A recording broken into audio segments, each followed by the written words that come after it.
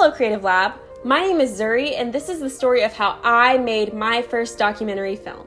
Now, I know what you're wondering, where's her portfolio? And I promise that part is coming. But first, here's the story of how I made my first award-winning documentary film. To set the scene, it's 7:30 on a Monday night. My school's film festival deadline is in 4 days, and my desire to create is at an all-time high. So I sat down and began brainstorming. What stories can I tell? Something captivating, inspirational, heartwarming. Mom?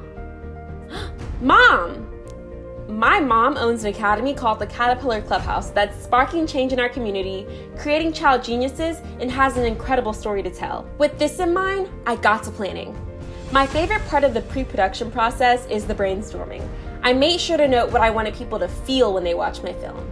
I landed on inspired by the story, captivated by the images, and heartwarmed by the children.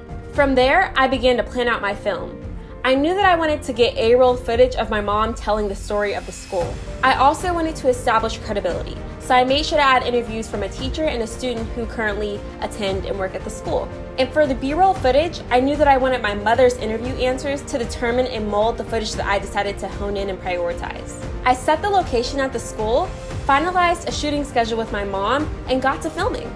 Wednesday night, I focused on filming my mother's interview.